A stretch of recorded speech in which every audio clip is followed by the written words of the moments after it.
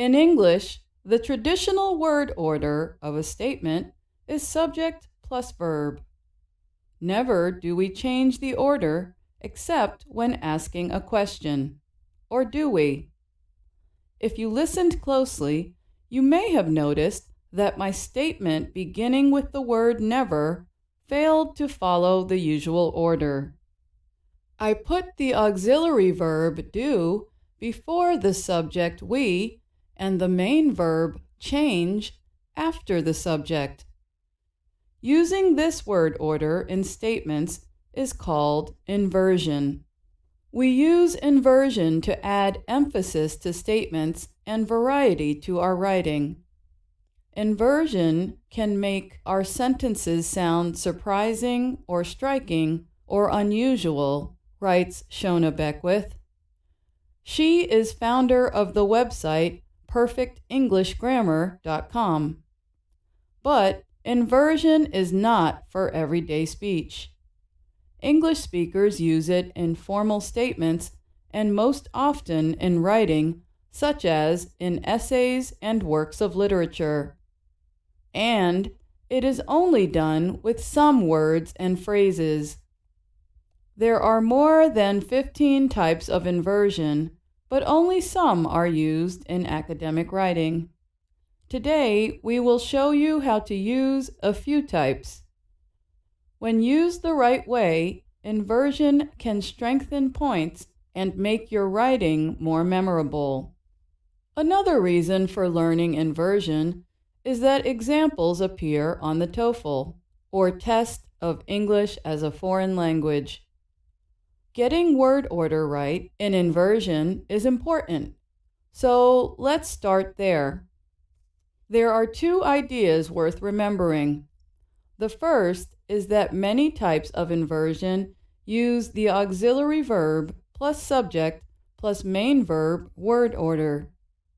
Auxiliary verbs, such as be, do, and have, are verbs that help form a verb tense, mood, or voice of main verbs. The second is that inversion usually puts the thing we want to emphasize at the beginning of the sentence.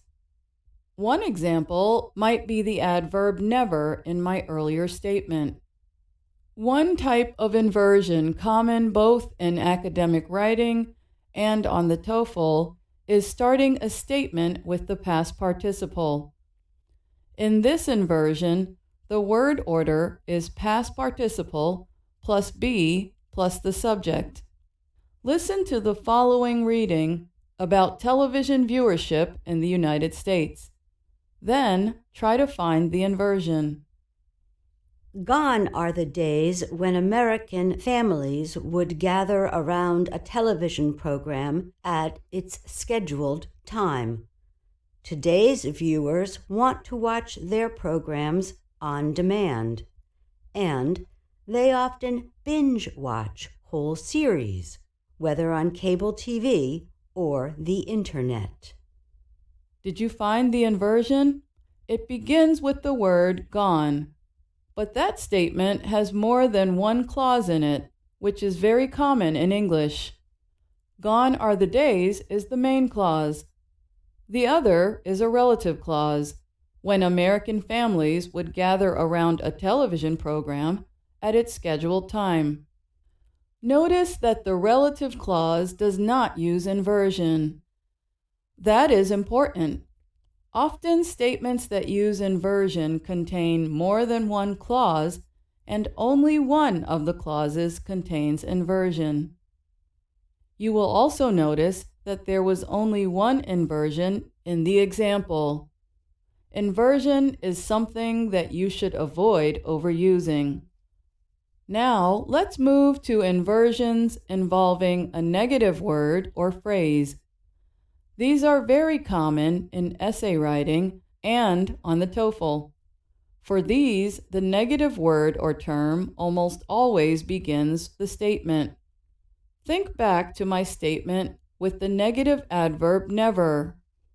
In addition to never, you can use inversion with the adverbs rarely, seldom, hardly, and scarcely. Listen to the following sentence, a factual statement one might find in an essay. Punishment is rarely severe for attackers who are found guilty. It is a well-written statement that does not use inversion. But if we wanted to note how rare it is for attackers to be punished severely, we could move the negative adverb rarely. Listen for the inversion in this reworded statement. Rarely is punishment severe for attackers who are found guilty. Putting rarely first makes the point more striking. Notice also that there are two clauses in this statement, and the relative clause, who are found guilty, does not use inversion. In addition to negative adverbs, there are also many negative phrases that use inversion. Some examples are phrases like not only but also, not until, and not since.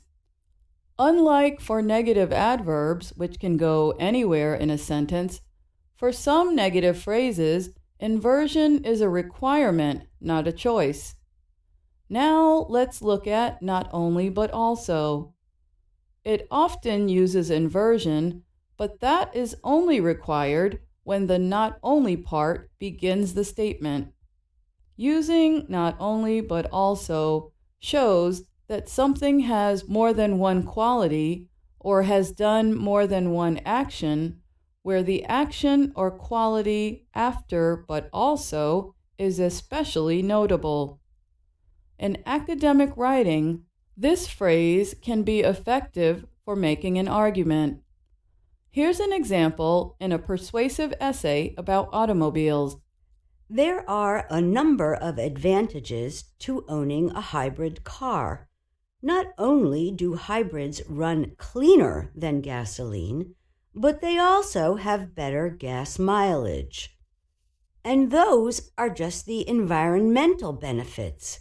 Other benefits, such as tax credits and a higher resale value, are financial. The statement with not only but also uses inversion in the first clause, not only do hybrids run cleaner than gasoline, and it follows the auxiliary verb plus subject plus main verb construction.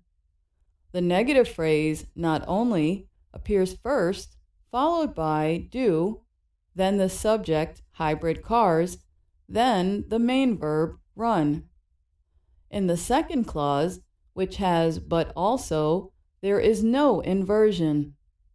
This is the structure to follow when using inversion for not only but also. Something to note about the wording.